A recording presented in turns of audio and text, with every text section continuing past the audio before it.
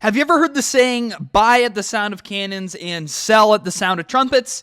Maybe not, because that saying has been replaced by a more popular phrase coined by Warren Buffett that goes like this: be greedy when others are fearful, and be fearful when others are greedy. But today in the stock market, the old verbiage, buy at the sound of cannons, came back to life in a literal way, unfortunately. And I want to get it out of the way before I get into this video. First of all, my thoughts and prayers are with everybody involved with the Russia-Ukraine crisis, and I'm praying for peace for this world. All of this being said, today ended up being one of the most wild days in stock market history, where a lot of us here in America woke up to our stocks down 5% or more pre-market before they ended up finishing green. And not just slightly green. A lot of those same stocks that were down 5 to 10% pre-market finished the day up 5 to 10%. It was absolutely remarkable. A lot of people think this is a bull trap. Some people think that this is going to continue, and I'm going to give you my opinion on this matter right after I give you some background as to why we were so volatile today. So all this being said, I don't want to waste too much of your time, but if you guys are new here or returning and not yet subscribed, I would greatly appreciate hitting that subscribe button down below. But without further ado, let's just go ahead and jump into this. So, as I already mentioned, the phrase buy at the sound of cannons came back in a literal sense today, where people that bought at the sound of cannons this morning, when a lot of these stocks were down 5 to 10% pre-market, were ultimately rewarded handsomely by the end of the trading day.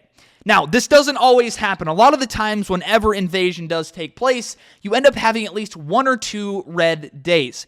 But I do want to take you to an interesting chart here. The graph on the screen now depicts 5 previous wars that have taken place, and it shows us how the stock market has reacted. And a lot of people might not realize this, but most of the time, whenever invasion does take place, it ends up being the perfect time to be a buyer in this stock market. For example, if you look at the Vietnam War, when the Gulf of Tonkin incident happened and people bought the invasion, the stock market actually kept going higher. Or the Gulf War, U.S. intervention on January 17th of 1991. By the invasion, the stock market ended up going higher, and the people that bought the invasion were rewarded. It's the same thing for the Iraq War and the Crimean crisis, but there is one time in history, and it is the Afghanistan War, where this didn't take place, where buying the invasion didn't end up profiting investors. But I would still say 4 out of 5 is pretty good odds, 80%. And if we dig a little bit deeper into the time period when the Afghanistan War took place, we can see that it actually happened and occurred at the same time where we had a massive tech bubble in the stock market. So this might have played a part into why the stock market didn't necessarily rally after the buy the invasion phase took place. Now on the screen, I have a graph depicting the stock market's performance dating back to 1936. And on this graph, you can see time periods where there was a lot of concerns about war, recession, inflation, interest rate hikes, bubbles, you name it. Anything that could negatively affect the stock market is shown on this graph. But I have one question for you. Did any of these things stop the trend of the stock market from going up and to the right? No. If we look at this, the Vietnam War, that didn't stop it. Black Monday, the stock market recovered from that. Even when the United States entered World War II in 1941, the stock market kept roaring higher. And there's a famous quote that I really like here. And it's that the best way to make money in stocks is to not get scared out of them. With any of these events shown on this graph right here, investors got scared and lots of investors sold out. And ultimately, they ended up regretting it because the stock market over the long term, again, goes up and to the right. It's a common trend. Now, I know there's people out there that believe that this time is going to be different. That the stock market is not going to recover from here, and this is the end of the stock market. We're going to have a flat decade or even a negative decade. But I can assure you, in each and every single one of these events on the screen now, we had the same exact arguments being made. People doubting the American economy, people doubting the fact that growth would continue. It happened every single time. Now, yeah, sure, maybe this time will be different, but according to history, dating back to the inception of the stock market, stocks have always recovered no matter the crisis or the situation. And right now we have people selling out in fear, and I can't blame them. We're in a very fearful situation right now. But we have people selling completely out of their portfolios, buying into gold, or selling out of their portfolios and planning on trying to time the markets ultimately in buying back in lower because stocks inevitably are going to fall lower.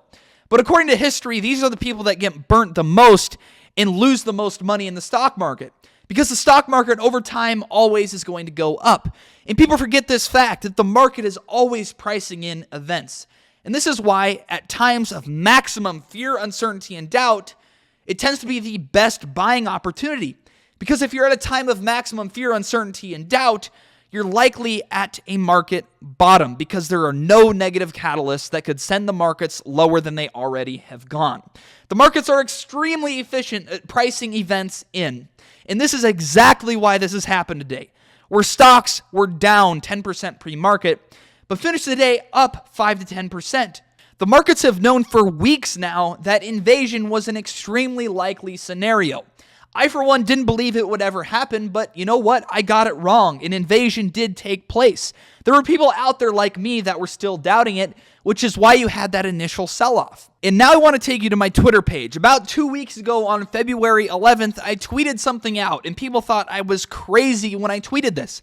I said the markets created a new bullish catalyst today thanks to the reaction to the Russia-Ukraine ordeal.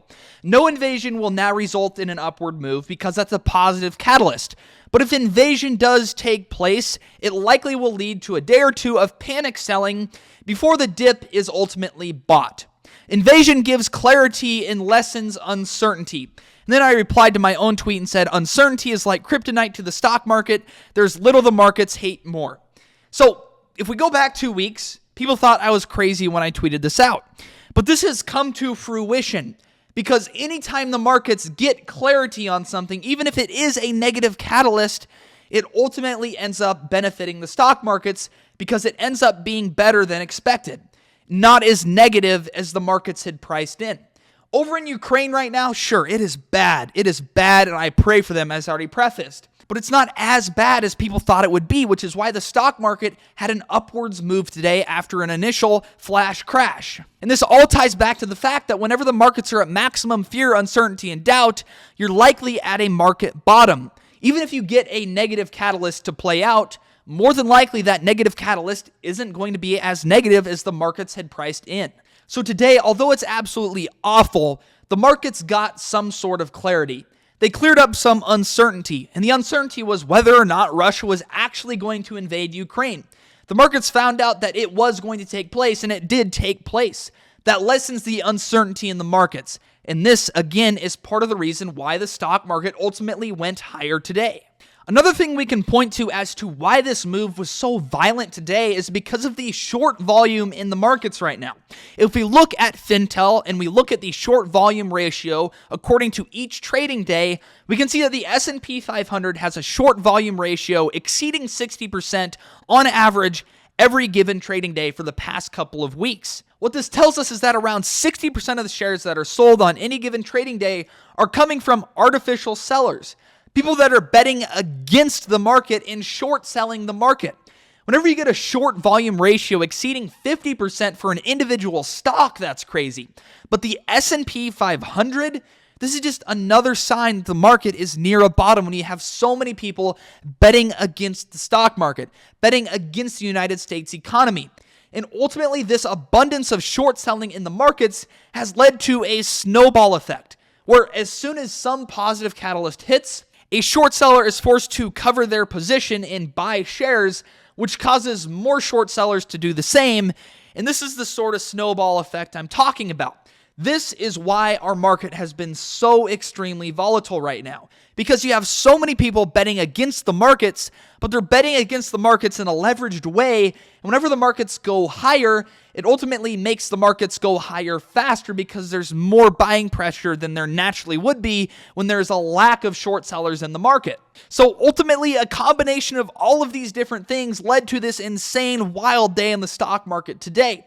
And moving forward, based on the data we've looked at, that the markets, regardless of whatever crisis or situation they're dealing with, will ultimately end up going higher over the long term, and also based on the fact that chances are buying the invasion is going to result in investors making a lot of money and the stock market roaring higher, I see it as unlikely that the markets continue to crumble from here.